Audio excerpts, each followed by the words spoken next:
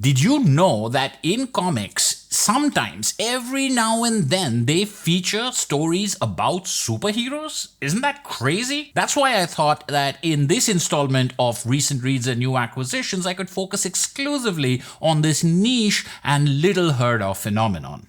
Hi everyone, this is For the Love of Comics, and if you're new here, that was just a little bit of a joke. We focus on, as we like to say, the breadth and the depth of the comics medium, which includes a lot of different types of comics from all over the world in all genres, and not only superheroes. When I first started looking on YouTube for videos on comics, I would often come across channels that would say, and today we are going to look at some indie comics, making a case for non-superhero comics. So I thought it would be fun to do a little bit of a reversal. Because superhero comics do not make up the majority of my comics reading these days, I may have given the impression to some people that I don't read superhero comics at all. Although that's obviously not true, as people who've watched my videos on Watchmen, Batman Year One, Grant Morrison's Animal Man, Astro City, and others will know. Still, over the last 3 or 4 months, I've actually read a lot more superhero comics than I normally do, primarily because of the recommendations and suggestions that I've received from viewers of this channel. So in this video, I'll be looking at the Maxx by Sam Keith, the Absolute Authority, the gallery edition of Daredevil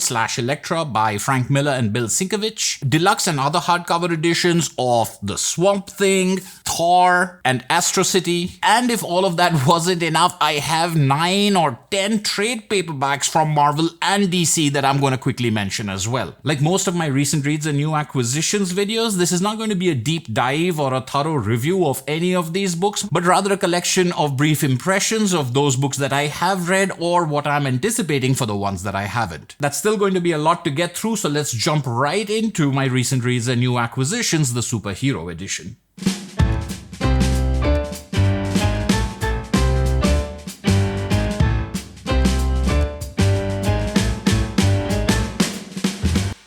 First up in the superhero spotlight is The Maxx by Sam Keith and, at the beginning, William Messner Loebs. This is apparently a cult favorite series that I'd never heard of until very recently. I didn't grow up in the United States, so the Image Comics boom was, I think, something that I heard about much later. The only thing I'd known about Sam Keith was his work on the early issues of The Sandman, and I'd never watched the television show based on this comic that apparently aired on MTV. But after a number of people in the comments of this channel recommended this to me, I sought this out and I found this, the Maxximized, larger sized hardcover editions from IDW. And I was immediately hooked. This is a very unusual superhero story. It's as much about trauma and damage as anything else. Parts of it are extremely abstract. It's very bizarre. It's very difficult to describe. The Maxx, who's this kind of invulnerable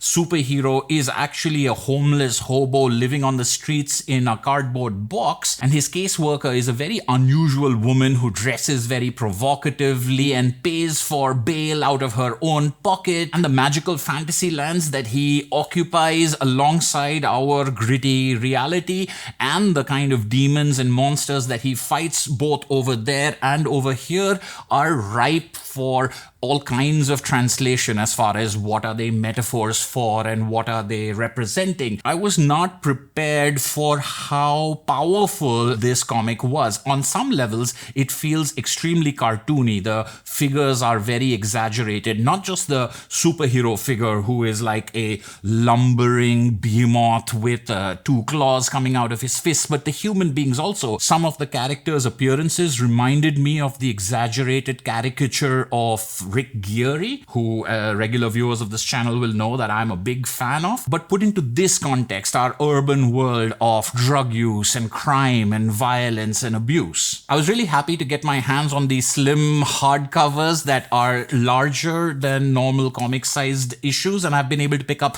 volumes 1, 2, 3, and 4, which has the story going in some very interesting directions, but I've heard that it gets really crazy or really different from after this. Unfortunately, I'm unable to get my hands on volume 5. I have found volume 6, but I can't start reading it until I've gotten volume 5. So I'm on the lookout for volume 5. I guess there's volume 7, 8, maybe 9 as well, and that's all the Maxx ever ran for. But if I'm unable to find volume 5, I may have to read this digitally in order to finish the story. A very unique, unusual, and potent comic, possibly the best Image comic from the 90s that I've read.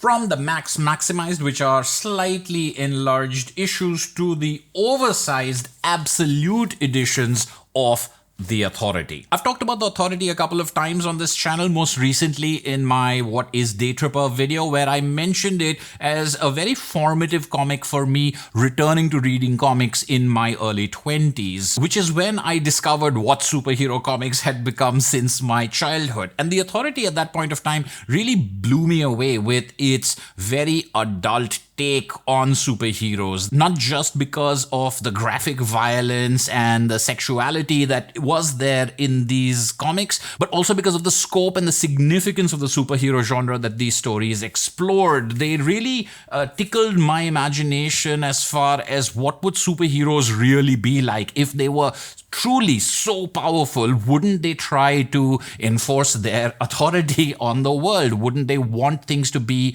the way that they think it should be? And wouldn't they enforce their will a lot more than the more sanitized superheroes that we grew up with? Absolute Authority Volume 1 collects the first 12 issues written by Warren Ellis and illustrated by Brian Hitch, and contains an annual and some extras. And Absolute Authority Volume 2 are the stories by Mark Millar, drawn by Frank Quietly. Because of how long ago I read these stories, I believe these were the first Warren Ellis, Mark Millar stories I read, definitely the first Frank Quietly art I had read, and I'm really looking forward to revisiting these stories to see if their punch has been preserved over the years, or because I'm so far away from my 20s, I wonder if I'm going to find it a little too sensationalistic or a little too gritty. I do know that the double page spreads and the artwork and the layout of these comics were extremely impressive to me, and glancing through these pages seems to tell me that they still have the impact that they did at that time. I've had my eye on these Absolute editions for a while, but they were very expensive. I think they were out of print, and I really didn't want to pay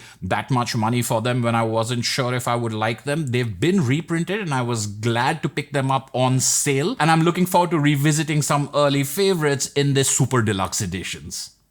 Continuing to get larger than even the Absolute editions, is what is called the Gallery edition of Daredevil Elektra. Now, this isn't quite like the IDW or Dark Horse Gallery edition artist editions. This is just something that Marvel has decided to call this large volume collecting stories by Frank Miller and Bill Sienkiewicz. Daredevil Elektra contains 2 stories. One is Love and War, and the other is Elektra Assassin. This is slightly taller than the Absolute editions and is really a showcase for Bill Sienkiewicz's marvelous artwork on these 2 stories. I've read Love and War, which I really enjoyed, again, particularly for the art and layouts. I'm not always a fan of Frank Miller's writing, but I do find his work on Daredevil and Batman Year One to be among my favorites. And in Love and War, very much like Batman Year One, I think it's a perfect marriage of his rather hard-boiled and bitten-off dialogue and narration to some fantastic art. Bill Sienkiewicz's art really elevates the material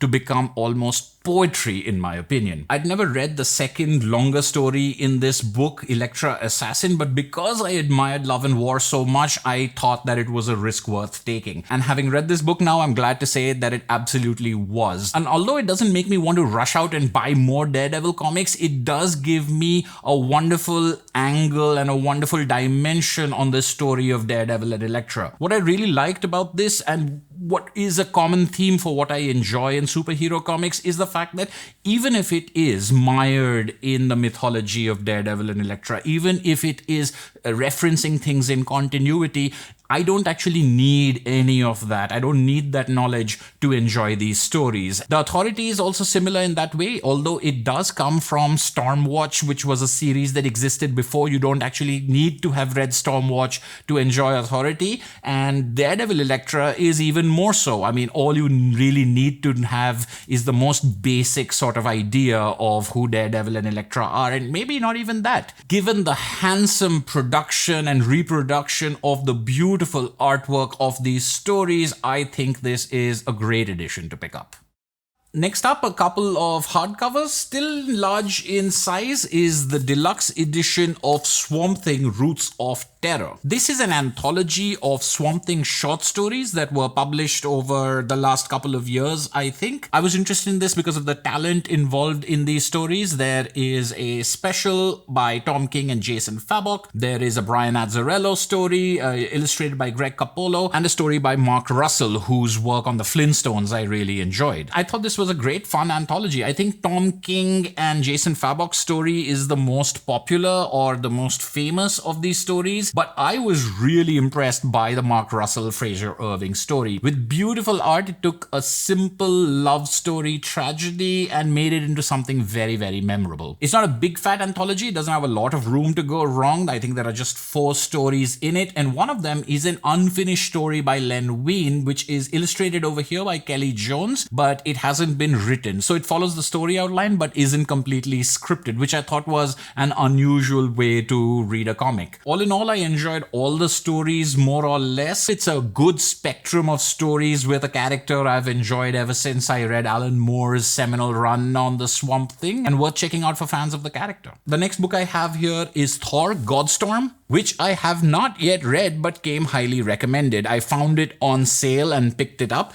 It's an oversized hardcover. It's written by Kurt Busiek, who I'm a big fan of, and illustrated by Steve Rude, whose artwork I've seen online and quite enjoyed, so I'm looking forward to this. And the last hardcover I have here is another volume of Astro City, my favorite superhero comic series of all time. Regular viewers of this channel will have heard me wax eloquent about Astro City on a number of occasions now, and I continue to be impressed by the consistency that Kurt Busiek and Brent Anderson have shown with this series. Every single volume has something that is wonderful. Even in the arcs that aren't as brilliant as the others, there's a lot to recommend. So I'm really looking forward to reading Broken Melody, which is volume 16 of the series. These slim Vertigo hardcovers are extremely hard to get over here and very highly priced, so I'm now buying them all out of order. Whenever something becomes available, I get them, and the good thing about it is they don't necessarily have to be read in order. There are parts of the mythology that are given to you in every single volume that you read, and so what you know will always inform what you read next. But because so many of these stories take place at different times in the same location of Astro City, I think you can read them out of order and still have a really good time. Having said that, this is volume 16. I still don't have volume 15, and I'm still waiting to maybe get my hands on that before I read this. It's very, very tempting, and I know that it doesn't make a difference, but because I've read everything so far in sequence,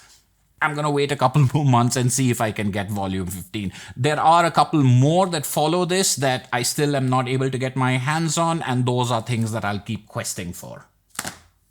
I know I'm going through these really fast, especially given my usual proclivities for taking my time, but if you'd like a closer look at any of these, I'd be glad to share photographs or little mini videos, perhaps on the community page over here on Facebook, or probably the best course is to join our Discord if you're not already a member. I'll leave a link below where we've got a lovely little group talking about what we're reading and sharing pictures and recommendations. So come join us over there and let me know what you'd like to see more of. And for the final section of our video, we're going to look at this pile of trade paperbacks that I've been able to pick up, most of them because of a half-price sale that happened online. And this is made up of both things that I've been looking for a while, as well as things that people have recommended very highly to me, which makes a half-price sale on trade paperbacks a perfect place to find them. Most of these I haven't read yet, but I'm looking forward to, starting with Black Bolt, written by Saladin Ahmed and drawn by Christian Ward, with an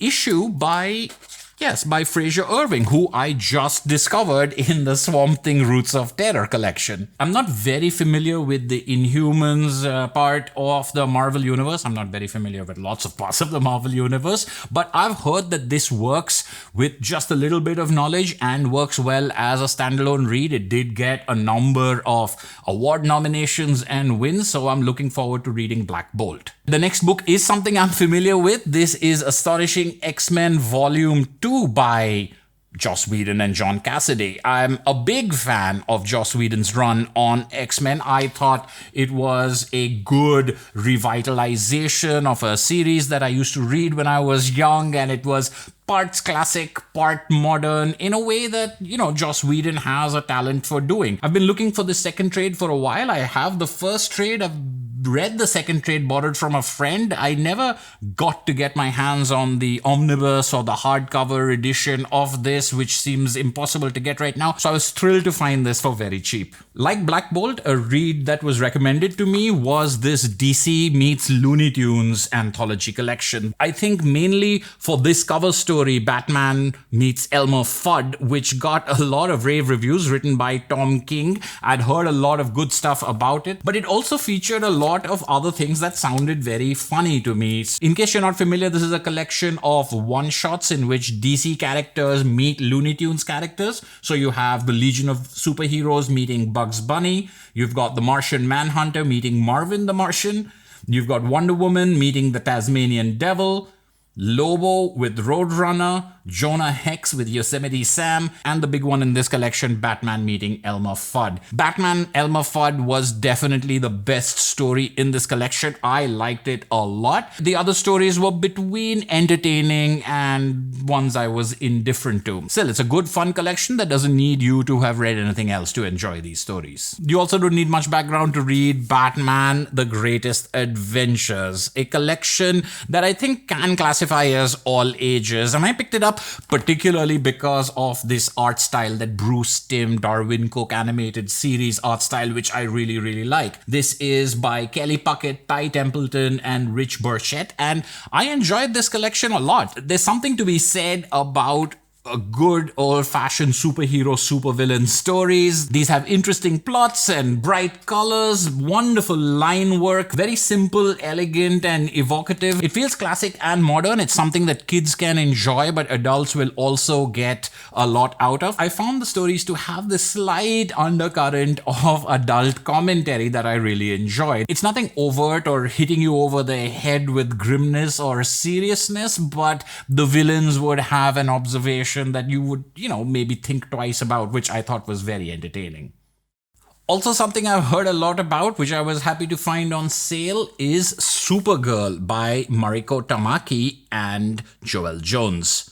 I really enjoyed Mariko Tamaki and Gillian Tamaki's One Fine Summer. I thought that was a great comic, so I was intrigued by the fact that she's writing Supergirl. I asked a couple of my friends. They said it's a really good story and you don't need to know much about Supergirl to read it, which is why I picked it up. I've only flipped through it quickly and the artwork looks really good, so I think it makes for a good combination, and I'm looking forward to seeing if this lives up to the hype. Most of the stuff I've picked up over here has been because of the reputation of the comic or the reputation of the creator, some of whom I know from outside of superhero work, which is the case with Wonder Woman: The True Amazon by Jill Thompson. I've enjoyed everything by Jill Thompson I've read, particularly her work on Beasts of Burden, which I've talked about a couple of times, and this is another one of those comics that I'm looking forward to reading, having just grabbed it recently. Another Wonder Woman I picked up because I found it cheap was Wonder Woman: Forgotten Legends, written by Kurt Busiek, whom we've seen a couple of times in this episode alone, illustrated by Trina Robbins.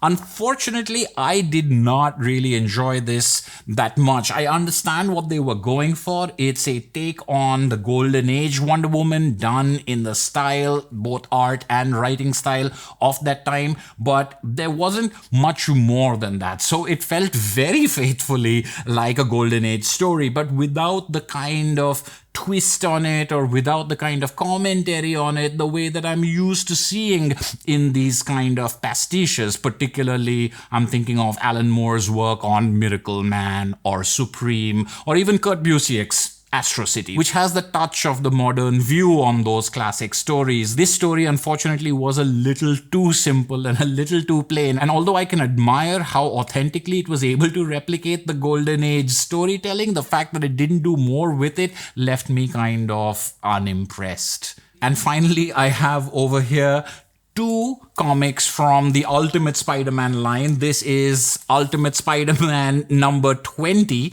Ultimate Spider-Man is one of my favorite superhero comics. Another one like The Authority that was very formative when I was getting back into reading comics to getting me hooked on them again. And I have a whole bunch of the trades. Number 20 is one that I'm missing, so the collector in me is glad to have this to be able to slot it in right there. Ultimate Spider-Man eventually led to Miles Morales, and the last book on my list is this one.